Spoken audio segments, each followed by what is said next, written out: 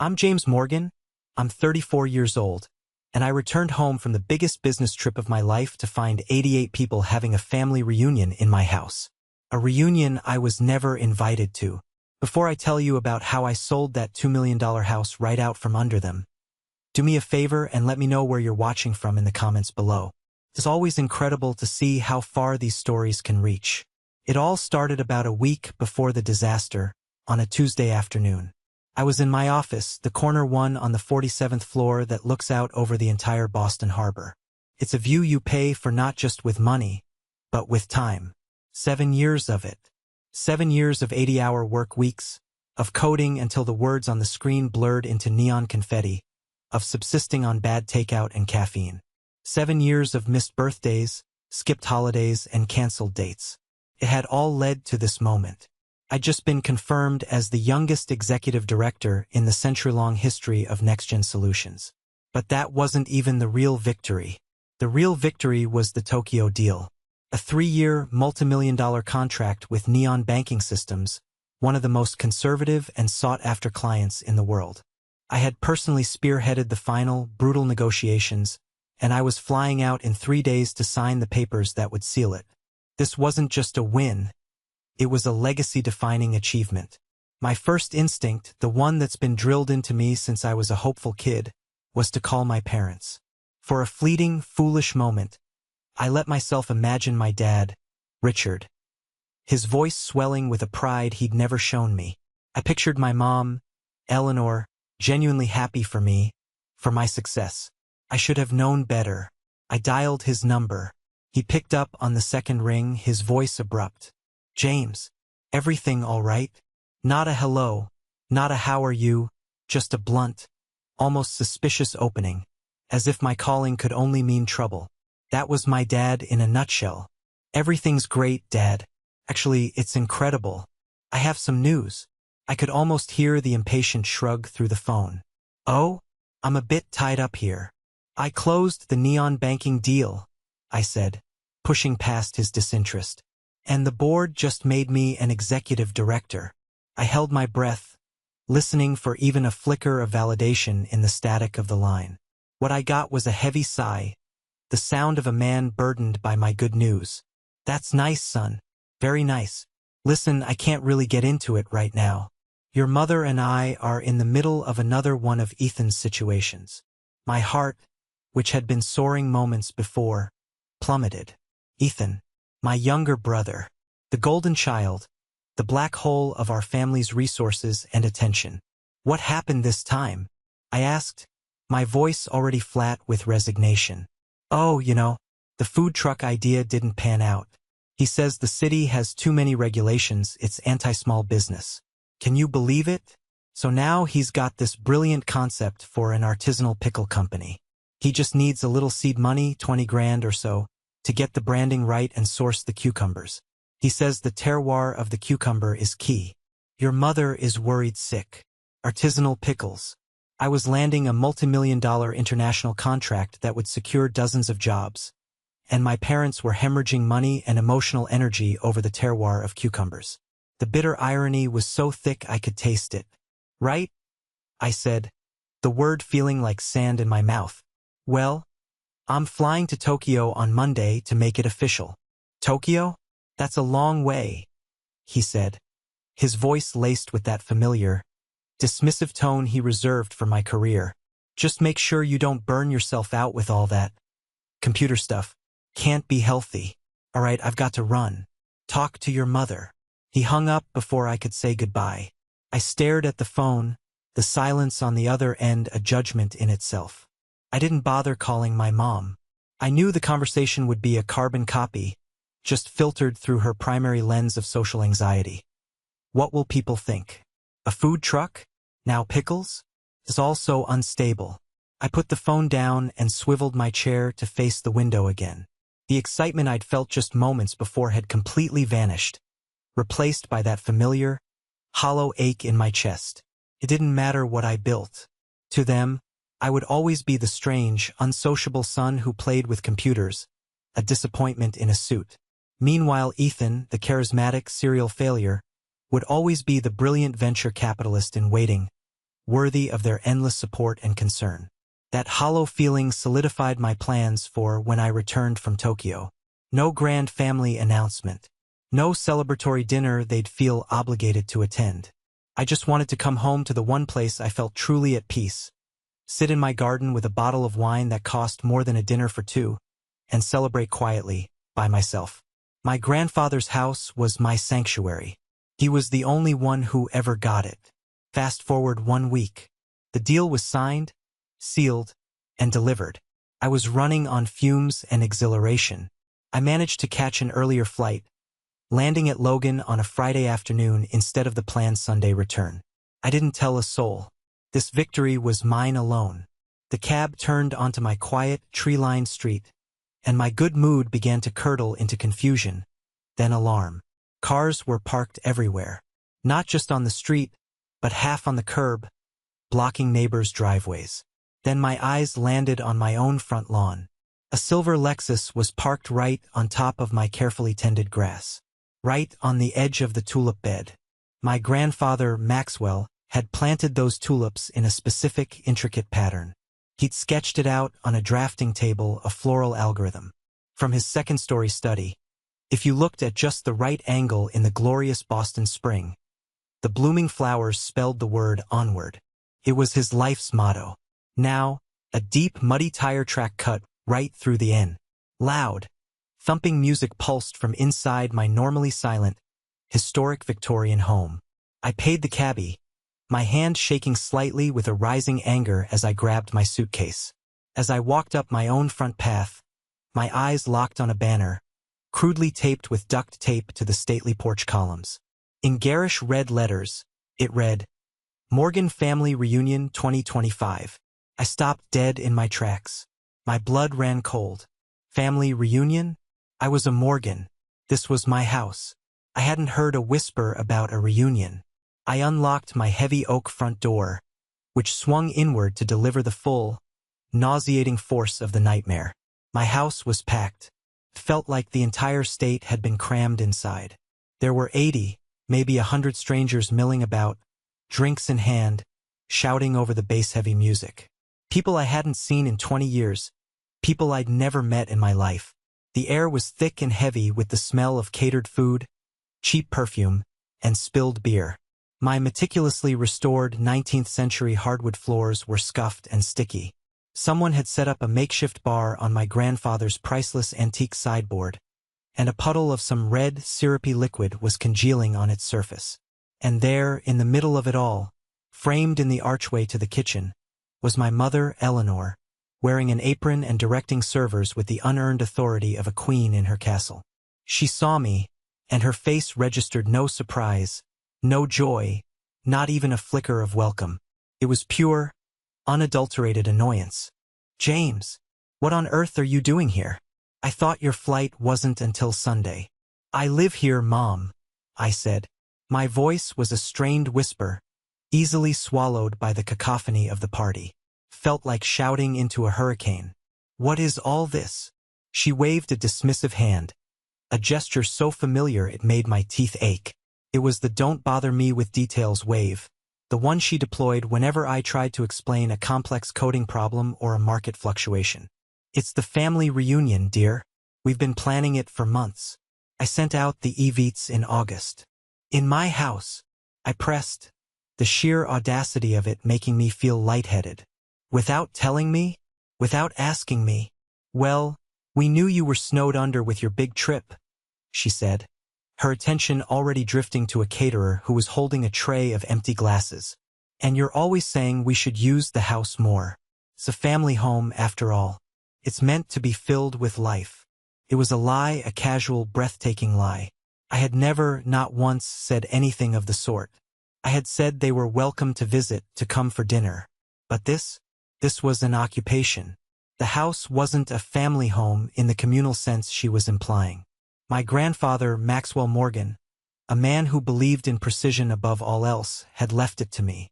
Solely and explicitly to me. I could still picture the scene at the lawyer's office 2 years ago. The stunned silence when the clause was read. A silence so heavy you could feel it. My father's face had cycled through a whole spectrum of rage, from disbelief to a deep, blotchy purple. He had always assumed the house, with its prime location and hefty valuation, would be his. He'd practically spent the money already, mapping out how the sale would fund his perpetually upcoming run for city council. My mother, for her part, had loudly insisted that her dear father-in-law must have been confused or unduly influenced in his final days. But Maxwell hadn't been confused. He was as sharp as a diamond scribe until the very end. He was an old-school bridge engineer. He saw the world in terms of stress, load, and structural integrity, both in steel and in people. And he saw a critical lack of integrity in his own son, my father, and in his other grandson, my brother. He saw something different in me. He had left the house to me with a simple, handwritten note tucked inside the will. It read, "For James, who understands the value of building something to last." And I had tried. I didn't sell it to fund my father's political fantasies. I didn't rent it out. I moved in. I spent my weekends on my hands and knees, learning to patch century-old plaster. I watched hours of videos on how to refinish wood without stripping its character. I treated the house not as an asset, but as a trust. It was my last tangible connection to him, to the one person who looked at my obsession with computers and saw not a strange hobby, but a different kind of architecture, a different kind of building. Standing there in the chaos of my foyer, that trust felt like a cruel joke. "This isn't what I meant, Mom, and you know it?" I said, trying to keep my voice from cracking. Suddenly, Ethan materialized at her side, a cocktail shaker in hand, his smile as bright and hollow as a Christmas ornament. "James, you're back. Surprise." He clapped me on the shoulder with a boneless camaraderie that made my skin crawl. "Don't look so stressed, bro. We've got everything under control. We even hired professional cleaners for tomorrow. No trace left behind. Under control." My eyes darted past him, toward the back of the house. I saw a group of teenagers I didn't recognize gathered around my koi pond. The koi were a new, expensive addition, a living piece of art I'd invested in. They were delicate creatures. As I watched, one of the kids, laughing, flicked a lit cigarette butt into the water. Another tossed in a penny, which glinted as it sank. The copper could leach into the water and poison them. My grandfather had built that pond with his own hands 60 years ago, laying every stone himself. I remembered sitting on its edge as a small boy, as he explained the delicate ecosystem, the principles of filtration and aeration. He'd look at me with his clear blue eyes, a smudge of dirt on his nose, and say, "Everything is a system, James. Life is a system. Understand the rules of the system, and you can build anything." Now, his perfectly balanced system was being used as an ashtray and a wishing well by a teenager who probably thought Maxwell was a brand of coffee. I pushed past Ethan without a word, my body moving on autopilot through the thick crowd. Snippets of conversation jabbed at me like sharp elbows. Never see him at family functions anyway. Too important for us, I guess. Spends all his time locked up with those machines. It's not natural. Honestly, what does a single guy even do with all this space? It's a waste. Then I saw him, my Uncle Warren, my mother's brother, holding court by the grand fireplace, a sweating glass of whiskey in his hand. He spotted me and his eyes lit up with predatory glee. He cornered me, his breath a sour wave of alcohol and self-satisfaction. "James, there you are. You know, seeing everyone here, it really drives it home. This place is wasted on you. Your father could have used this as his campaign headquarters. Imagine the fundraisers. Family should support family, you know." Beside him, my cousin Blake, Warren's golden child, smirked into his beer. Blake was the kind of guy who was born on third base and thought he'd hit a triple. Must be nice to just inherit a fortune while the rest of us have to actually work for a living. A cold, hard knot of rage began to form in my stomach. Work? Blake had been gifted a cushy job at his father's investment firm despite a collegiate career that was memorable only for its mediocrity. Meanwhile, I had quietly helped my own parents with their mortgage payments twice in the last year when my father's can't-miss real estate deals went south. It was a fact my mother never failed to mention at social gatherings, but she'd frame it not as a gift from a loving son, but as if I were some benevolent banker they were unfortunately and temporarily indebted to. I needed air. I needed to escape. I pushed through the throng, my destination the one place that was supposed to be inviolable. My study. It had been my grandfather's library, and I had kept it almost exactly as he'd left it. His books on structural engineering, his antique globe, his worn leather armchair. The centerpiece, the heart of the room, was his desk. A massive, antique mahogany desk, big enough to lay out full bridge blueprints on. It was where he'd taught me calculus with a slide rule, where he'd written my letters of recommendation for MIT, where he'd penned the very will that had granted me this house. There was a sign I'd put on the door myself, a polite, engraved brass plaque, "Private, please keep closed." The door was wide open. I stepped inside, and the breath caught in my throat. The room had been turned into a VIP lounge. There were empty glasses leaving wet rings on the priceless first edition engineering texts. My work documents, sensitive papers related to the neon deal, had been swept into a messy pile on a side table to make room for a tray of half-eaten appetizers. But that wasn't what made my vision go red. It was the desk. There was a deep, white scratch gouged diagonally across the rich, dark wood, as if someone had dragged a metal chair or a piece of equipment across its surface. And next to the scratch, a perfect, dark, round circle was burned into the finish. A cigarette burn. A smoldering but had been left to die on the very spot where my grandfather used to rest his hands. For a long, silent moment, I couldn't process it. My mind just went blank. A system overload. This wasn't just furniture. This wasn't wood and varnish. This was history. This was my grandfather.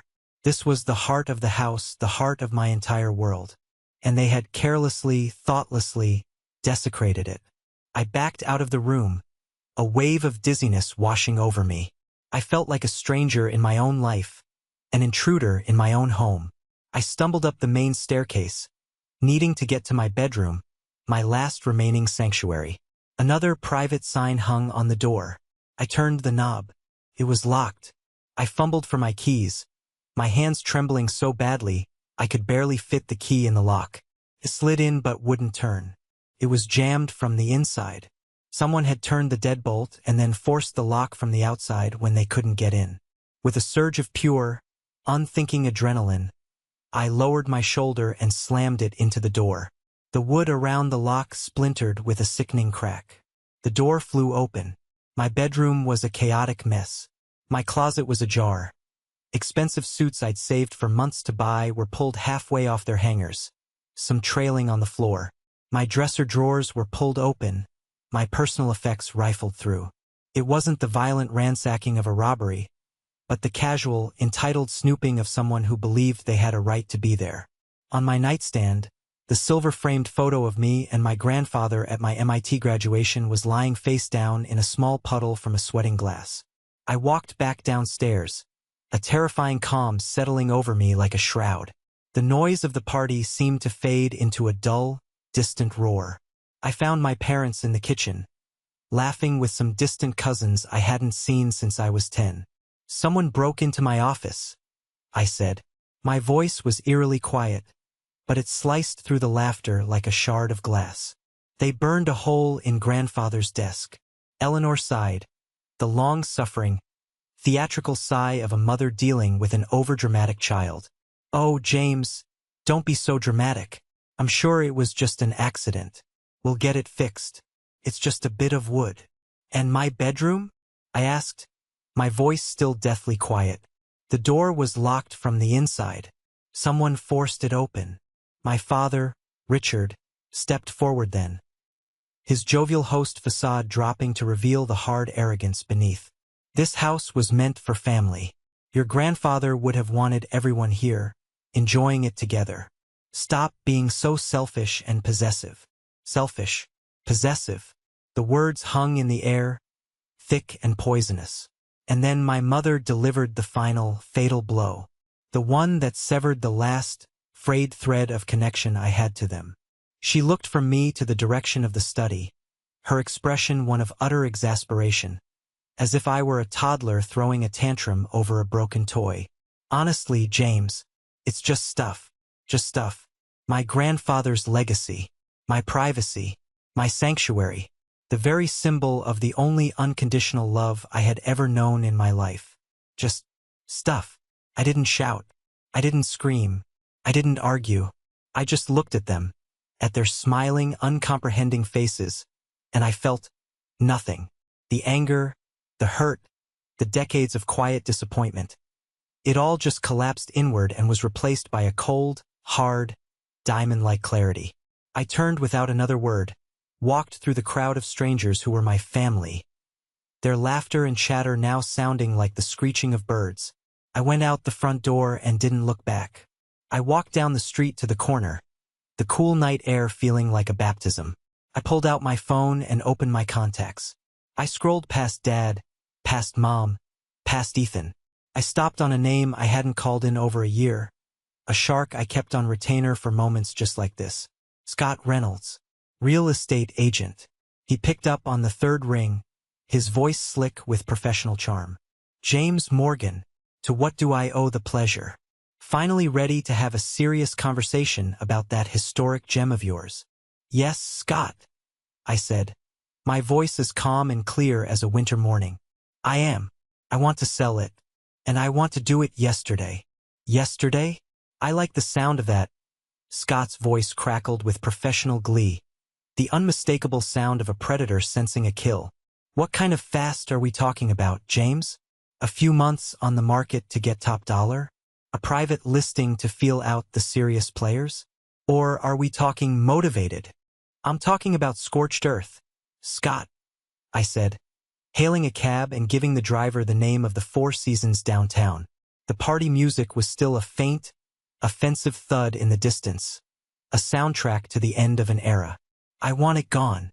I don't care about a bidding war. I don't care about squeezing out every last cent.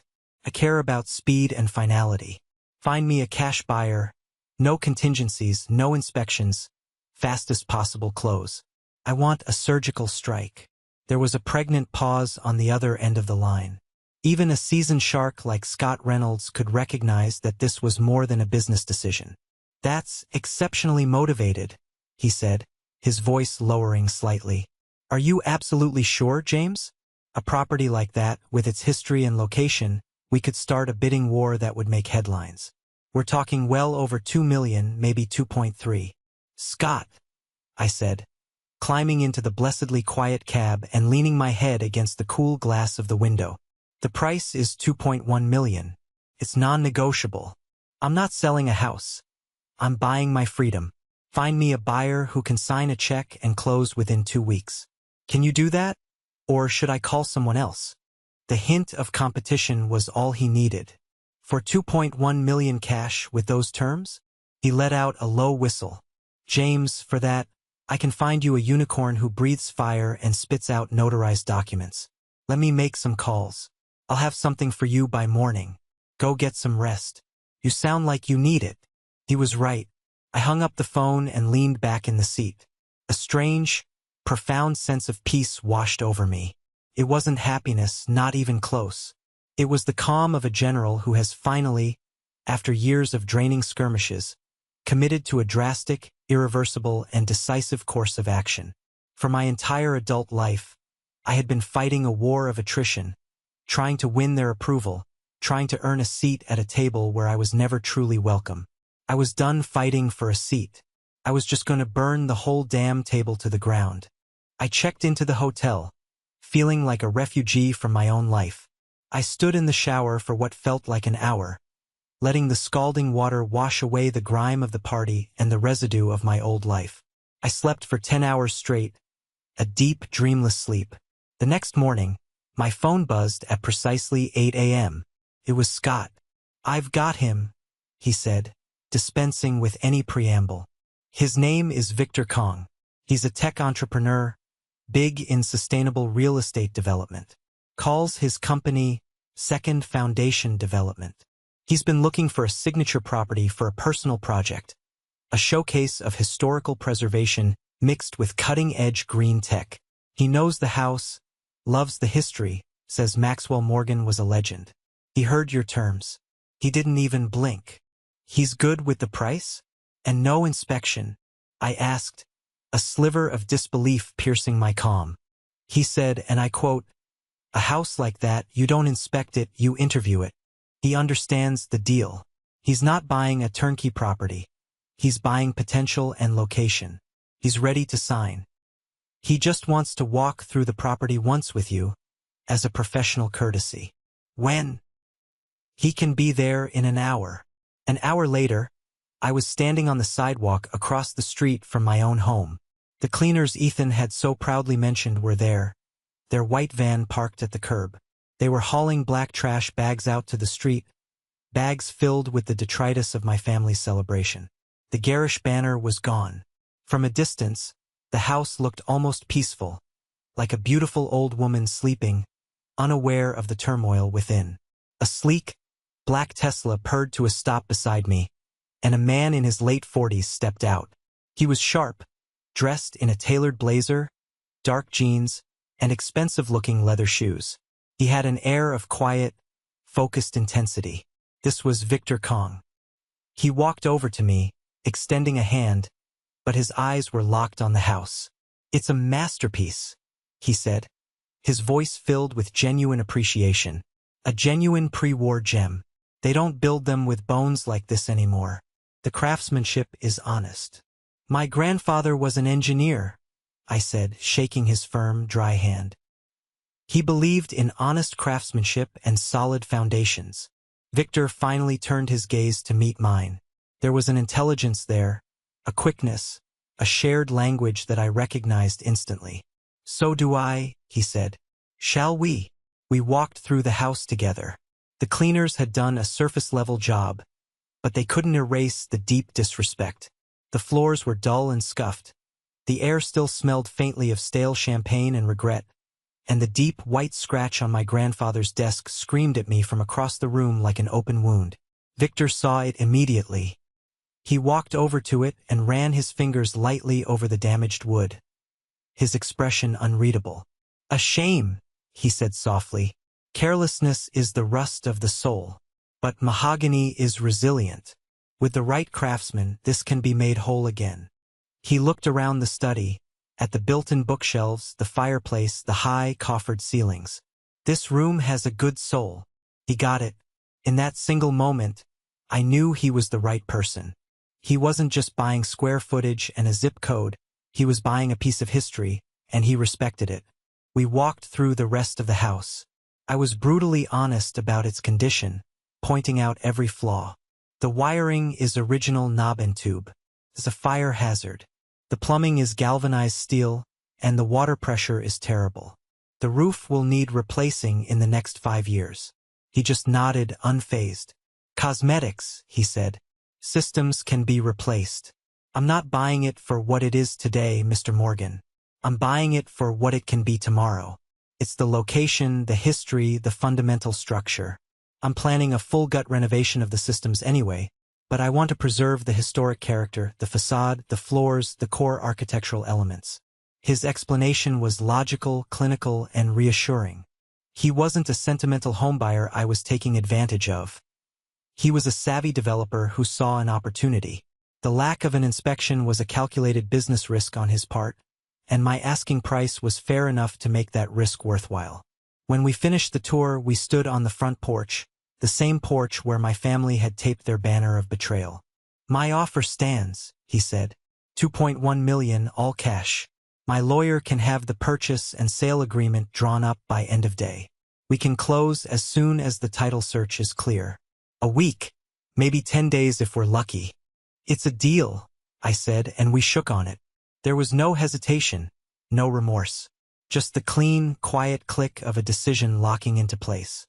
As Victor was leaving, my phone began its frantic buzzing. A call from my mother. I ignored it. It immediately buzzed again.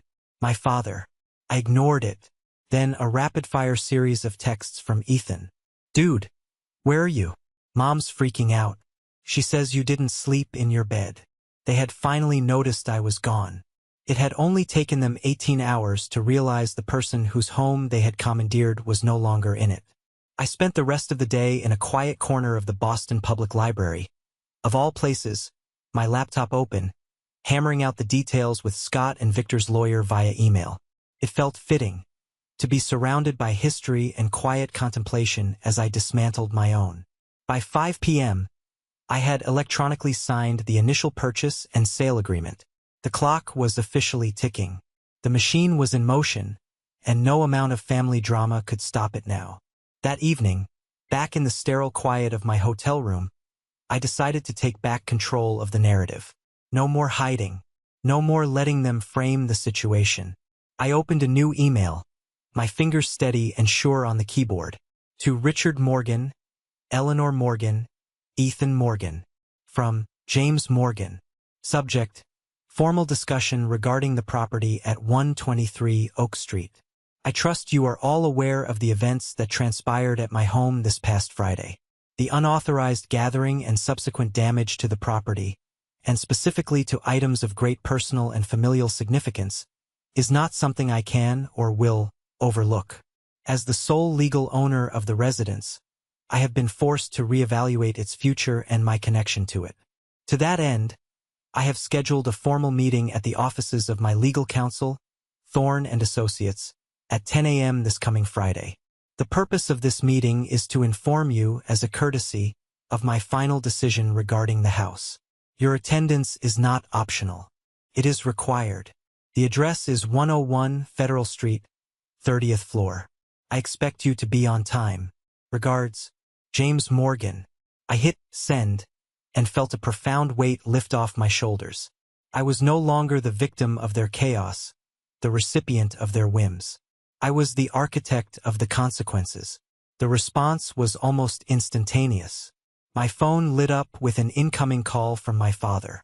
I watched it ring, then let it go to voicemail. The message he left was exactly what I expected. A sputtering volcano of indignation. James, what the hell is this? An email? You're talking to your father. You don't summon me to a meeting with your high-priced lawyer like I'm one of your TechNerd employees. This is about our family's house, our history, and we will discuss it here under this roof as a family. Call me back. Immediately. Then came a text from my mother, steeped in her signature blend of guilt and social anxiety. James, honey, please. Your father is very upset. This isn't like you. We can talk this out. Don't do something you'll regret. What will people think if they hear we're meeting with lawyers? And finally, a text from Ethan, the peacemaker who always managed to make things worse. Seriously, man, a lawyer? That's a low blow. Just come home and talk to us. We said we'd fix the desk. They still didn't get it. Not even close. They thought this was a negotiation tactic. They thought they still held all the cards, that they could deploy their usual weapons of guilt, anger, and feigned remorse to bring me back in line. They thought my love for my grandfather's house was my greatest weakness, the emotional lever they could always pull to control me. They were about to learn, in the most definitive way possible, that it had become my greatest strength. The days leading up to the Friday meeting were a masterclass in controlled demolition. On my end, it was all logistical precision. On their end, it was a rapidly escalating panic. I communicated with them only through the impenetrable fortress of my lawyer's office.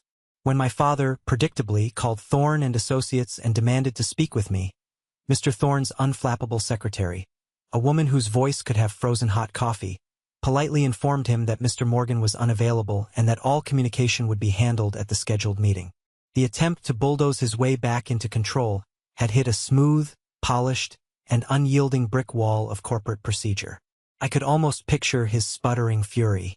He was a man accustomed to winning arguments through volume and intimidation. But those tactics were useless against a legal secretary following a script. It was a language he wasn't used to when dealing with me, the language of immovable boundaries. Meanwhile, the legal machinery for the sale was moving with the silent, deadly efficiency of a predator. Victor Kang's team was as sharp as he was. The title search was expedited and came back clean. The funds were already sitting in an escrow account, a $2 million promise waiting to be fulfilled. Every email update from Scott Reynolds or Mr. Thorne felt like another stone being laid in the foundation of my new life. I was building something, just as my grandfather had taught me. I was building a barricade. I spent my time working from the quiet luxury of the hotel suite, my focus sharper than it had been in years. It was as if excising the constant, low-grade stress of my family drama had freed up a huge amount of mental bandwidth. I finalized the post-deal reports for the Tokyo contract. I strategized with my team via video conference. For the first time, my professional life and my personal turmoil weren't bleeding into each other in a messy, exhausting blur. They were separate, contained, managed. On Wednesday, I decided to make one last personal call. I scrolled through my contacts and found the number for my Aunt Patricia.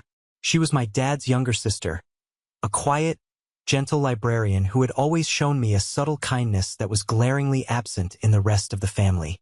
She was often steamrolled by my father's domineering personality, but I had vivid memories of her slipping me $20 for books, or secretly helping me fill out my first application for a tech internship when my parents dismissed it as a waste of a good mind. She was a silent witness to my entire life, and I felt I owed her the truth. She picked up, her voice as warm and comforting as a well-worn sweater. "James, what a nice surprise. Are you back from Japan? How did it go?" "I am back, Aunt Patricia," I said, "and it went well. But listen, I'm calling because I wanted you to hear something from me directly before you hear a twisted version from someone else." I told her everything. I didn't embellish or editorialize. I just laid out the facts. The unannounced party, the 88 strangers, the damage, the complete and utter lack of remorse from my parents. I told her about the cigarette burn on the desk. Her silence on the other end of the line wasn't empty. It was heavy with a sad, weary understanding. "Oh, James," she finally sighed, her voice full of a sorrow I knew was genuine. "I'm so sorry. Your mother called me about the reunion, of course. She told me you knew all about it, that you were happy to host but just couldn't be there because of work. She made it sound like a tribute to you. I never imagined." "They lied," I said simply. "It was a hostile takeover, not a tribute. And that's why I'm calling. I'm selling the house." She gasped, a sharp intake of breath. "Selling it? Oh, James, but that house is your heart. It's Maxwell's heart." "It was," I corrected her gently, my own voice surprisingly steady. "But a heart that gets trampled on eventually stops beating. You either let it die, or you transplant it somewhere safe. I'm choosing to transplant it. I'm telling them on Friday, at a meeting at my lawyer's office." I paused, letting the finality of it settle. I wanted you to know the real story. Maxwell knew what he was doing," she said, her voice firming up with a conviction that startled me. "He always knew. I had tea with him a few weeks before he passed. We were talking about you and Ethan. He said, Richard sees Ethan as a reflection of himself, all charm and no foundation. But James is a reflection of the work. He's building his own bridge, Patsy, and he's doing it right. He would understand this, James. He would be proud of you for protecting his legacy, even if it means letting go of the bricks and mortar." Her words were like a judicial pardon for a crime I didn't know I felt guilty of committing. The last vestiges of doubt vanished. "Thank you, Aunt Patricia," I said, my throat tight with an emotion I couldn't name. "That means more than you will ever know." "You take care of yourself, James," she said, her voice soft again. "You've been taking care of everyone else's feelings for far too long." Hanging up the phone, I felt a renewed, unshakable sense of conviction. The family narrative they were surely spinning, that I was being rash, emotional, and vindictive, was a fiction. Patricia's words confirmed what I knew in my gut. This was a rational act of self-preservation, a strategic retreat to win a war for my own soul. The day of the meeting, Friday, dawned bright, cold, and clear. I put on the best suit I owned, a dark charcoal wool that I'd worn to sign the neon deal. It was my armor. I walked into the gleaming, impersonal lobby of Thorne and Associates feeling not like a nervous son about to confront his family, but like an executive about to close a difficult but necessary acquisition. The acquisition of my own life. I was shown to a large conference room on the 30th floor. It had a panoramic view of the city, a long, polished mahogany table that gleamed under the recessed lighting, and a dozen black leather chairs. My lawyer, a sharp, composed man named Mr. Thorne, was already there, a single, slim file folder placed squarely on the table in front of him. "They are on their way up," his secretary informed him through the intercom, her voice as crisp as a new dollar bill. Mr. Thorne gave me a calm, reassuring nod. "Just remember, James, you are in control here. Let me do the talking. Your only job is to be present and to breathe." I sat at the head of the table, my back to the stunning city view. I was calm. I was centered. I was ready. A moment later, the heavy glass door opened. My father strode in first, his face a mask of thunderous indignation, a man ready for battle. My mother followed a step behind, looking nervous and clutching her expensive handbag like a shield. And trailing behind them both was Ethan, looking profoundly uncomfortable and resolutely avoiding my eyes. They saw me, sitting there in my suit, at the head of this table in this bastion of corporate power, and for the first time in my entire life, I saw a flicker of genuine uncertainty in my father's eyes. They had expected to corner me in my living room, on their turf. They were not prepared for this. This was my turf now. "James," my father began, his voice booming in the quiet, soundproofed room. "This has gone far enough. This is ridiculous. You will call off this ridiculous meeting, and we will go home and discuss this like civilized people. Please, have a seat, Mr. Morgan," Mr. Thorne interrupted smoothly, his voice cutting through my father's blustering tirade with the cool precision of a surgeon's scalpel. He gestured with an open hand to the chairs on the other side of the table. "We have a few matters to discuss, and a limited amount of time in which to do so." Reluctantly, looking like they'd been publicly shushed, they sat. The battle had begun. My father sat down heavily in the leather chair, which let out a soft sigh of protest. He placed his hands flat on the polished table, an unconscious gesture of dominance, and fixed me with a glare that had, for 34 years, been his primary tool of parental control. It was a look designed to make me shrink, to apologize, to yield. It didn't work anymore. "All right?" he boomed, pointedly ignoring Mr. Thorne and directing his full, unfiltered condescension at me. "You've made your little dramatic point. You were upset, we understand. A few things got out of hand at the party. It was regrettable. Your mother and I have discussed it at length, and we are prepared to have the desk professionally refinished. We'll even pay for it out of our own pocket. Now let's end this theatrical nonsense. There is no need for lawyers." My mother, seizing her cue, chimed in, her voice dripping with a practiced, wounded maternal concern that was as false as a $3 bill. "James, honey, please. We're a family.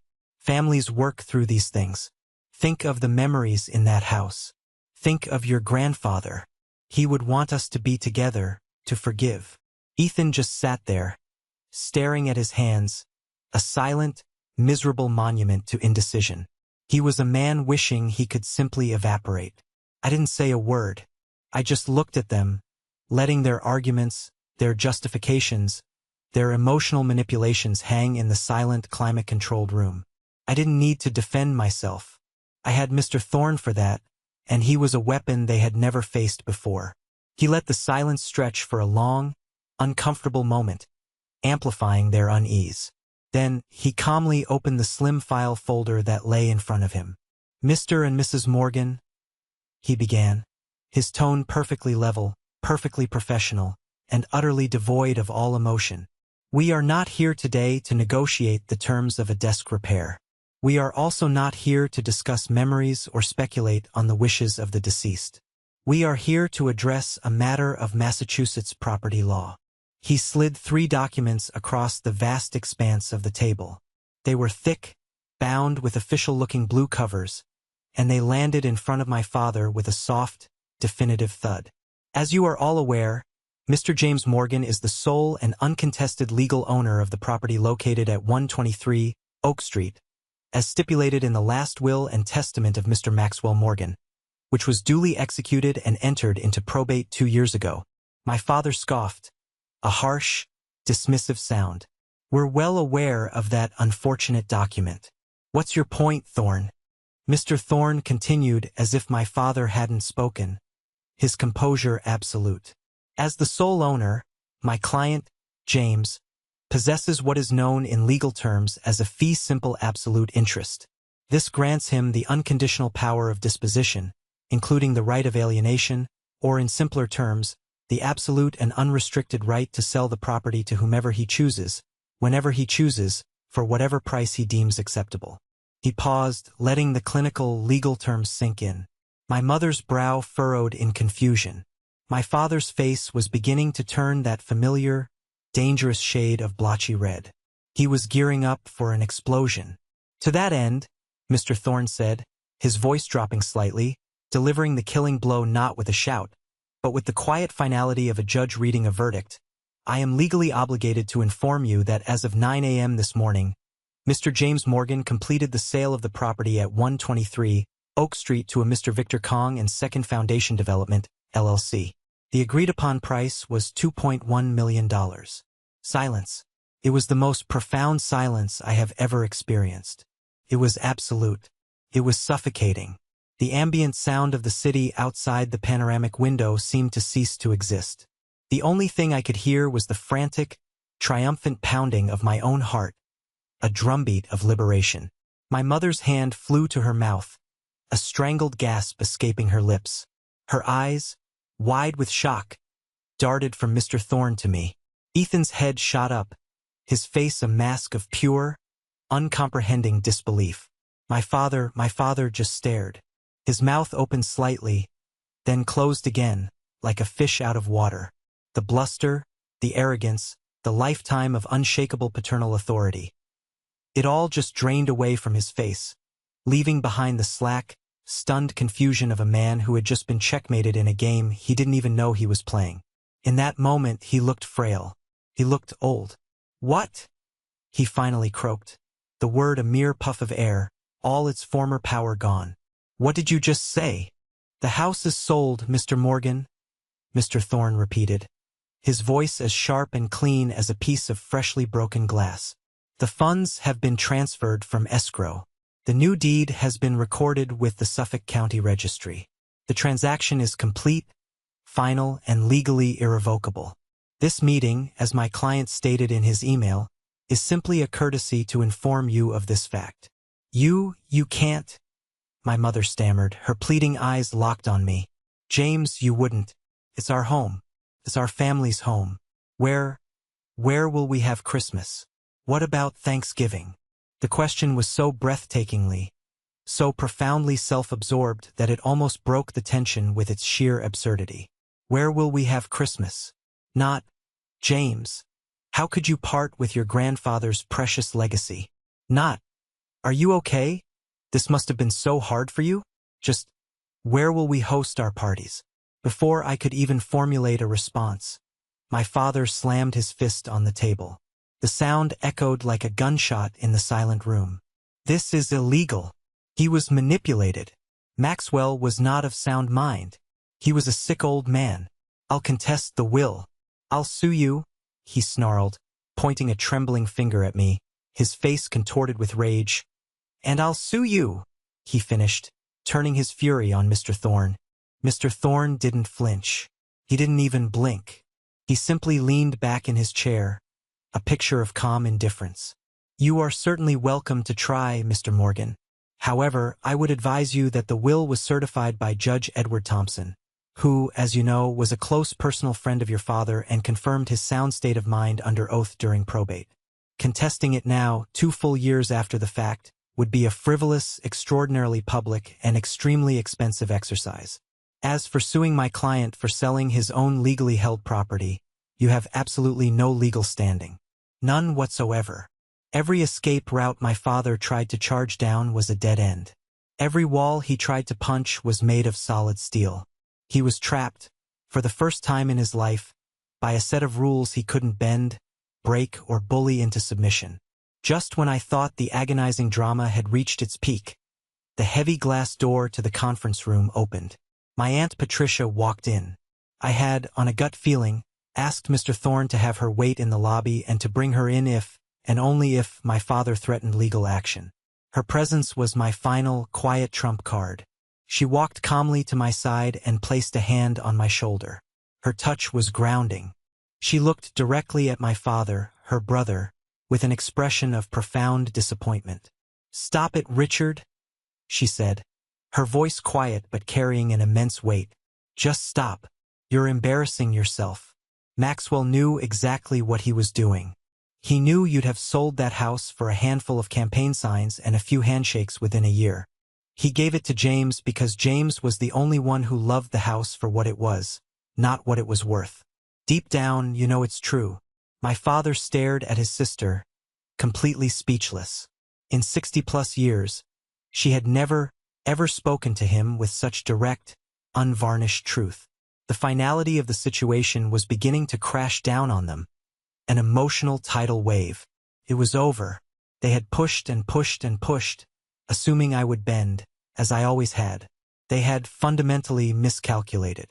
They had mistaken my deep reservoir of patience for a complete lack of a spine. They had failed to understand that the very thing they thought was my anchor, my sentimental love for that house, was what gave me the strength to finally, irrevocably, cut the rope. My father deflated like a punctured balloon. He sank back into his chair, the fight completely gone out of him, replaced by a gray, ashen exhaustion. My mother was openly weeping now, quiet, desperate sobs into a silk handkerchief. Ethan just kept staring at me, a look of dawning horror and maybe, just maybe, a flicker of something that looked like grudging respect in his eyes. I stood up, the leather chair making a soft sound behind me. "The meeting is over," I said, my voice clear and steady. "The new owner will be taking possession of the property in 1 week. You have until then to remove any personal belongings you may have left at the house." I walked to the door with Aunt Patricia beside me. I didn't look back. I didn't need to. I could feel the tectonic plates of my family's entire power structure shifting, cracking, and collapsing into dust behind me. The walk out of the imposing law office was surreal. The noise of the city, which had seemed so distant and muted from the sterile quiet of the 30th floor conference room, rushed back in with a vengeance. Cars honked, sirens wailed, people chattered.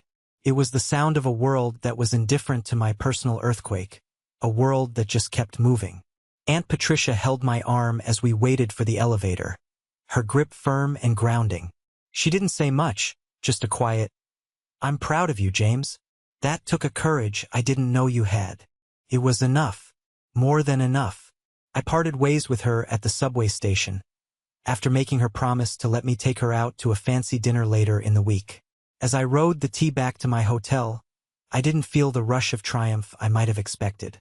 I didn't feel glee or a desire for revenge. I just felt quiet. It was the profound, echoing quiet that comes after a violent storm has passed, leaving the air clean, still, and smelling of rain.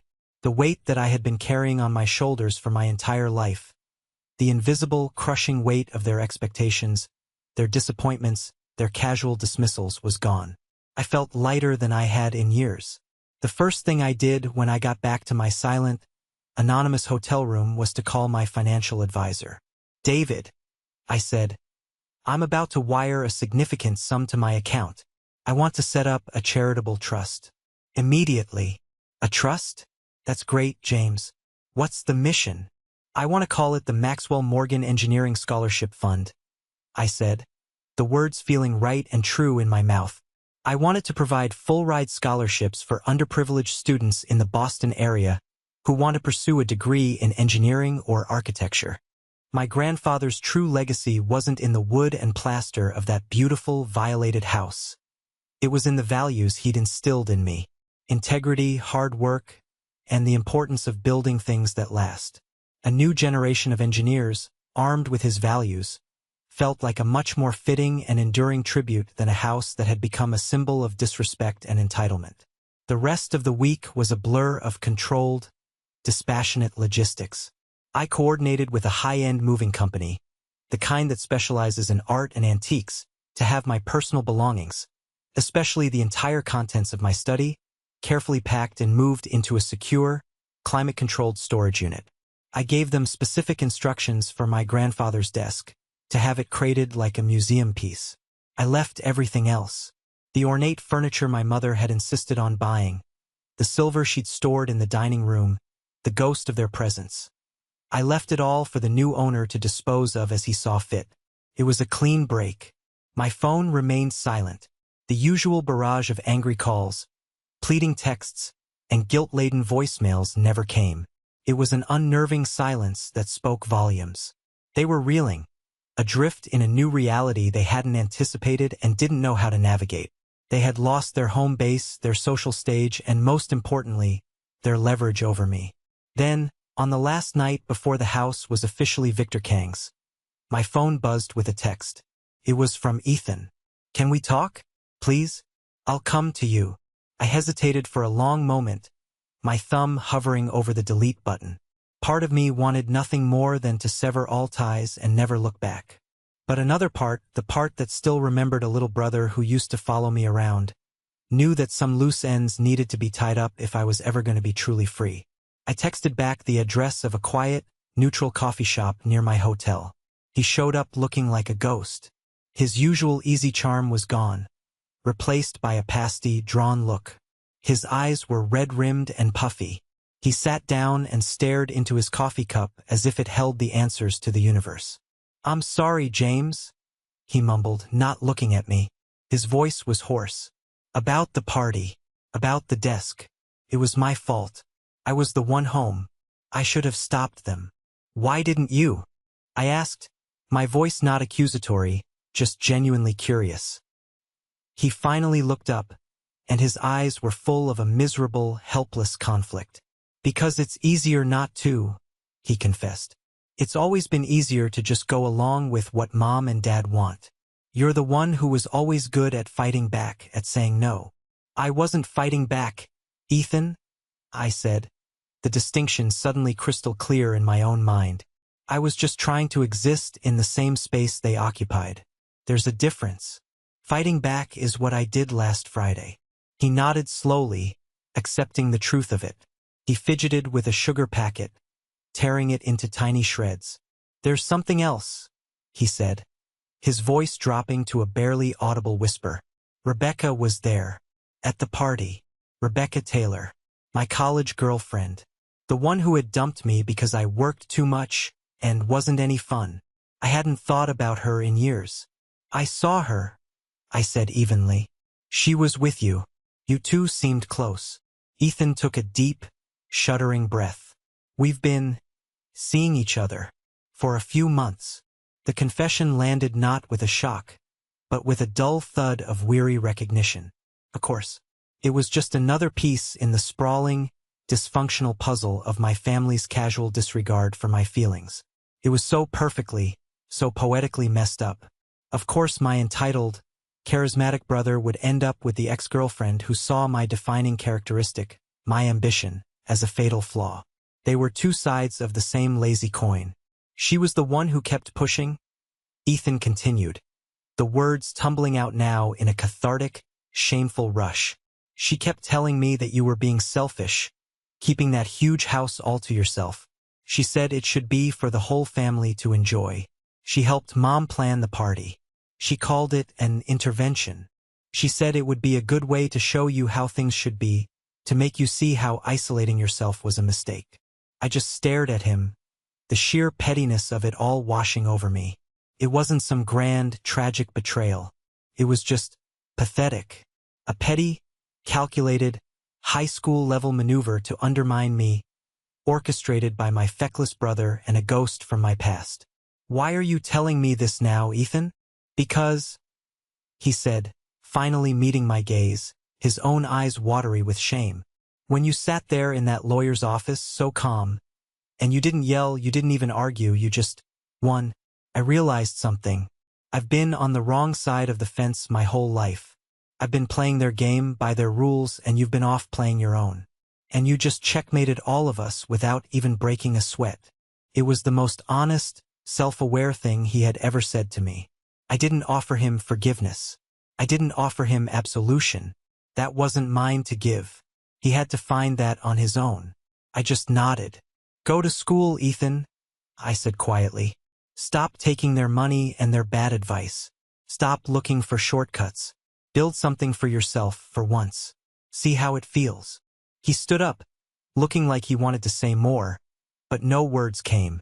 He just gave a small, defeated nod, turned, and walked away, leaving me alone with my coffee and the quiet hum of my new, blessedly uncomplicated life. The following year was a period of deliberate, quiet, and methodical construction.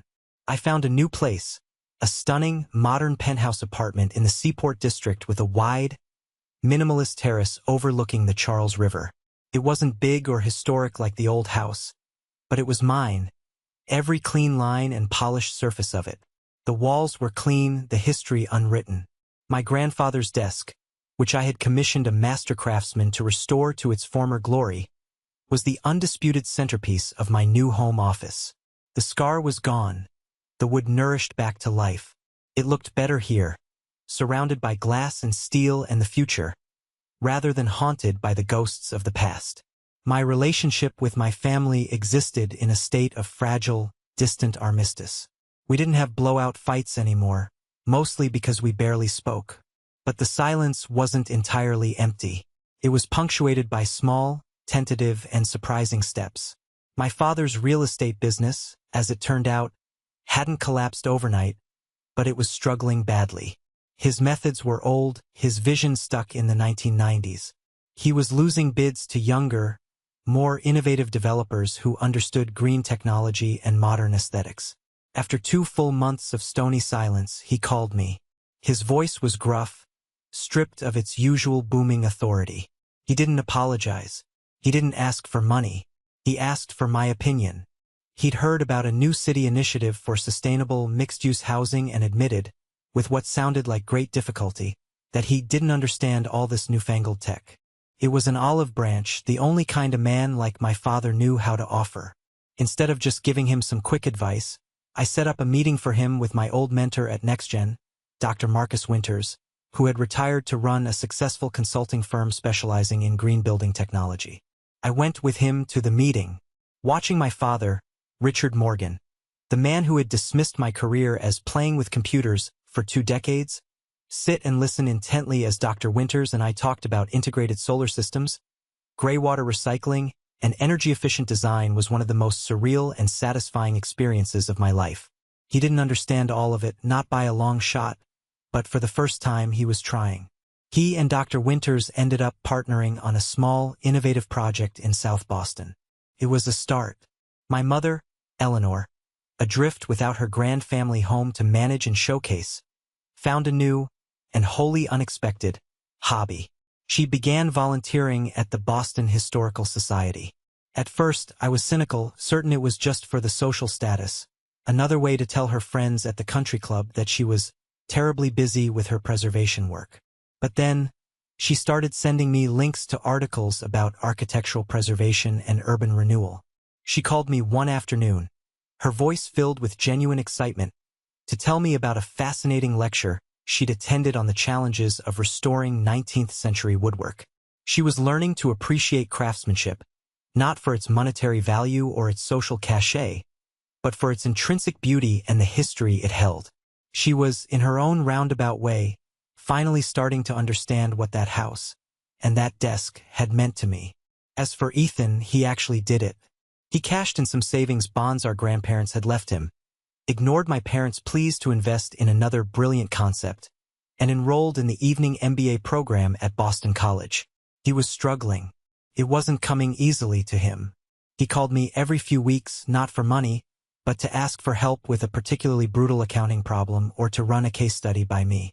The calls were often awkward, our new dynamic still strange and unfamiliar. But they were real. He was finally trying to build something of his own, brick by painstaking brick. About a year after the sale, I received an email from Victor Kong. "The restoration is complete," it read. "The house is now a home again. I'd be honored if you would be the first guest to see it." Curiosity trumped any lingering pain. I accepted. When I walked up the familiar path, I had to stop and catch my breath. The new landscaping was immaculate, a modern, minimalist design that complemented the house's historic lines perfectly. The overgrown shrubs were gone, replaced with tasteful native plantings. The tragic tulip bed was gone, replaced by a beautiful, understated rock garden. It was different, but it was undeniably beautiful. Victor greeted me at the newly painted front door. He had honored his word and then some. He'd kept the historic soul of the house but had seamlessly integrated the technology of the future. The floors gleamed. The walls were painted in historically accurate colors that made the rooms feel both grand and warm. He took me to the study. It was now his home office, a blend of antique and modern. He had kept the original, massive built-in bookshelves. I was never able to find out who built the original desk that was in here, Victor said, gesturing to his own sleek, modern setup. The movers just left a note saying it was moved to a private collection. It's a shame. It was a beautiful piece, despite the damage. I smiled, a genuine, unburdened smile. It's in good hands, I told him, and its builder would be happy to know that a new generation of engineering and innovation is happening in this room. We stood there for a moment, two men who had started as strangers in a business transaction, connected not by family history, but by a shared, unspoken respect for good work, solid foundations, and the art of building things to last. That Thanksgiving, for the first time in years, I was the one to host. I invited my family to my new apartment. It was the first time we had all been together in one room since that fateful day at the lawyer's office. The conversation was stilted at times, a careful dance around old wounds and unspoken apologies. But it was also fundamentally different. My father talked about the challenges of the new building project with a grudging respect in his voice when he mentioned my input. My mother asked me about the design of my apartment with genuine interest. Ethan showed me a business plan for a logistics company that was actually well-researched and viable. They weren't perfect. They weren't a whole new family magically healed by time. The scars were still there, faint white lines on the surface of our relationships. But the wounds were no longer open and festering. They were finally beginning to heal. As they were getting ready to leave, my father paused at the door. He looked around my apartment, at the stunning view of the city lit up at night, at the powerful, silent presence of the restored desk in my office. He cleared his throat. "You know," he said, his gaze fixed on a point somewhere over my shoulder. "Your grandfather, he'd be proud of you." I thought he was going to stop there, and that would have been enough. But my mother, standing beside him, added something that nearly knocked me over. "He'd be proud of you for selling his house?" she said softly, her eyes meeting mine, and for the first time, I saw not defensiveness, but a flicker of true understanding. "He never took the easy path either. He would have admired your courage. He admired strength. That was it. That was the moment. It wasn't a tearful Hollywood apology, but it was something far more real and more valuable. It was recognition. It was respect." After they left, I stood on my terrace for a long time, the cold November air biting at my cheeks. I looked out at the city lights reflecting like scattered jewels on the dark, ink-black water of the river. The usual chaos of my mind was gone. In its place, there was a profound quiet, a sense of equilibrium I had never known. My parents' words echoed in that quiet space. "He would have admired your courage. He admired strength." After a lifetime of feeling misunderstood, of feeling like a puzzle they couldn't be bothered to solve, they finally saw me. They didn't understand the intricacies of the code I wrote, the complex nature of the deals I closed, or the demanding, fast-paced world I inhabited.